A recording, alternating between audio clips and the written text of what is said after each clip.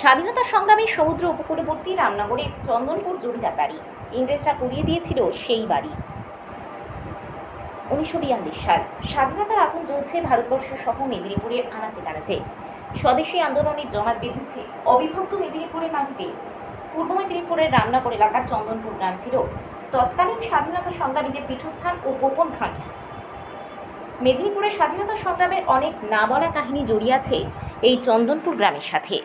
চন্দনপুরের চৌধুরী বাড়ি অর্থাৎ তৎকালীন জমিদার বাড়িতে আজও স্বাধীনতা সংগ্রামের স্বাক্ষর বহন করে। জমিদার পুলিন বিহারী চৌধুরী ও ভূধর চৌধুরীর বংশধর রজত বরণ চৌধুরী স্মৃতিচারণ করছিলেন সেই স্বাধীনতা রক্তক্ষয়ী আন্দোলনের সংগ্রামী ইতিহাসের কথা। আপনার নাম? নন্দলাল বরণ চৌধুরী। যেখানে ইংরেজরা আপনাদের এই জমিদার বাড়ি পুড়িয়ে দিয়েছিল, আপনাদের বাড়ি ইংরেজরা পুড়িয়ে দিয়েছিল, কোন সময় কি ঘটনা ঘটেছিল তখন? 1942 সালে। কি ঘটনা ঘটেছিল?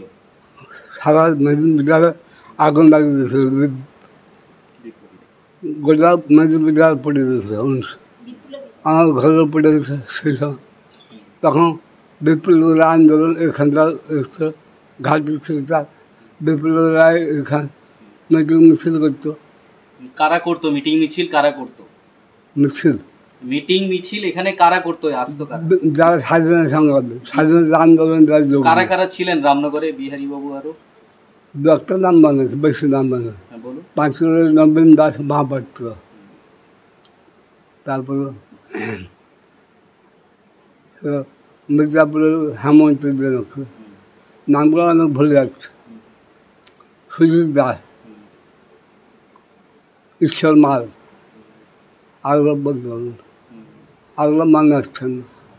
আপনার এখানে স্বাধীনতা সংগ্রামী কে ছিলেন? এখানে পুলিন বিহারী চৌধুরী। আপনার কে হয়? দাসাবাবু। পশ্চিম রামনগরের সহ অধিনায়ক বলদেববাবু, পূর্ব রামনগরের ওই সর্বাধিনায়ক। এমনি পশ্চিম রামনগরের ওই সহ অধিনায়ক দাসাবাবু, পুলিন বিহারী চৌধুরী। যেদিনকে আগুন লাগানো হলো কি ঘটেছিল তখন?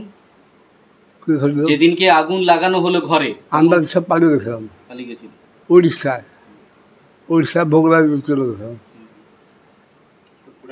সে আগুন লাগানো ঘটনা আমি আগে থেকে সন্ধান সংবাদ দিচ্ছে, আমরা পালিয়ে গেছি।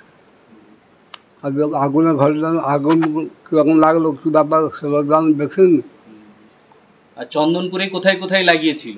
গোটা গ্রাম লাগিয়ে দিল, গোটা গ্রাম পড়ে দিয়েছে। তৎকালীন সংগ্রামী নেতা বলাইলাল দাস মহাপাত্র ছিলেন স্বদেশী আন্দোলনের দাপুটের নেতা। তাঁর প্রতিনিধিত্বেই স্বদেশী আন্দোলন এক নতুন প্রাণ পায় মেদিনীপুরের রামনগরের বুকে। তিনি তৎকালীন রামনগরের এক জনপ্রিয় নেতাও ছিলেন। কাঁথি ও রামনগর এলাকার স্বাধীনতা সংগ্রামের গোপন আখড়া করতেন চন্দনপুরের এই জমিদার বাড়ির গোপন ডেরায়। সেই আখড়ায় আসতেন বিভিন্ন প্রান্তের লোক। চন্দনপুরের স্বাধীনতা সংগ্রামীদের মধ্যে আসতেন পুলিন বিহারী রায়চৌধুরী, যামিনী পাহাড়ি, বিজয় মণ্ডল, খগেন্দ্র রানা, এমনকি কাঁথি থেকে জমিদার বাড়ির আখড়ায় আসতেন প্রমথ বন্দ্যোপাধ্যায়, ঈশ্বর মাল, সুধীর দাস প্রমুখ। জমিদার বাড়ি গোপন ডেরায় ও বড় মন্দিরে চলত গোপন মিটিং ও লাঠি খেলার প্রশিক্ষণও দেওয়া হতো। আপনার নাম? আমার নাম সুগত চৌধুরী। যেখানে চন্দনপুর জমিদার বাড়ি দীর্ঘদিনে, যেখানে ইংরেজরা এই বাড়ি পুড়িয়ে দিয়েছিল, এই ইতিহাস নিয়ে যদি একটু বলেন। এই তো দীর্ঘদিনের 1942 সালের আগস্ট আন্দোলনে ইংরেজরা এসে কতিপয় কয়েকজন এখানকার লোকাল লোককে নিয়ে তারা পেট্রোল ঢেলে গোটা বাড়িতেই আগুন লাগিয়েছিল। সেই সময় আমার দাদুরা স্বাধীনতা সংগ্রামী ছিলেন। দাদু, আমার বাবা সবাই উড়িষ্যার জায়গা ছিল, উড়িষ্যায় পালিয়ে গিয়েছিলেন। তার দীর্ঘদিন ওখানেই ছিলেন। তারপর এখানকার লোকেরা তাকে খবর দিয়ে যে তারা চলে গেছে, তখন ওনারা এসেছিলেন। এই হচ্ছে ব্যাপার। দাদু ছিলেন পুলিন বিহারী চৌধুরী আর ভূধর বিহারী চৌধুরী। পুলিন বিহারী চৌধুরী হচ্ছে আমার বড় দাদু, তিনি স্বাধীনতা সংগ্রামী ছিলেন আর কি। দুজনই জমিদার। বর্তমানে ব্যাপারটা যে আমার বাবা আছেন, বয়স এই 94+, 95 হতে যায় আর 2 মাস পরে। তো বর্তমানে বাবা এইসব লক্ষণ করছেন, তদবির করছেন না। না, ভূধর বিহারী চৌধুরীর সন্তান। বর্তমানে আপনার সেই বাড়িটা এখন কি অবস্থায় আছে? বর্তমান বাড়িটা তো সংস্কার করা হয়েছে, দীর্ঘদিন পড়েছিল এই ভাঙাচোরা অবস্থায়। পোড়া বাড়ি, অনেক চিহ্ন সব লোপাট হয়ে গেছে, কিছুই নেই। সরকার যদি আগে থেকে একটু এটাকে সংস্কার করতো বা রক্ষণাবেক্ষণ করতো, তাহলে হয়তো একটা হেরিটেজ বলে করা যেত, হেরিটেজ ইয়েতে। কিন্তু যাই হোক, এখন কিছুটা আমরা রেখেছি, যার স্মৃতি হিসাবে পড়ার চিহ্নটা এখনও কিছুটা আছে। তো আপনি দেখতে পারেন এগুলো মোটামুটি, আর বাকিগুলো সব শেষ।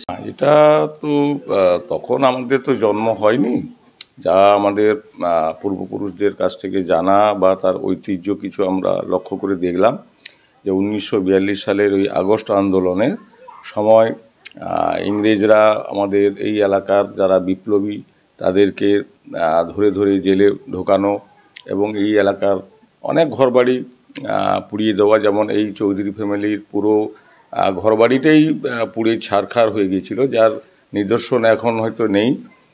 বর্তমানে পরবর্তী প্রজন্ম তারা সেই ধ্বংসাবশেষকে কিছুটা হলেও বিষয় আশয় যেটা ছিল সেইগুলোকে ওরা বিক্রি বাটা করে মোটামুটি এই বসত বাড়িটাকে সুন্দর করে সাজিয়ে গুছিয়ে রাখার একটা প্রয়াস নিয়েছেন।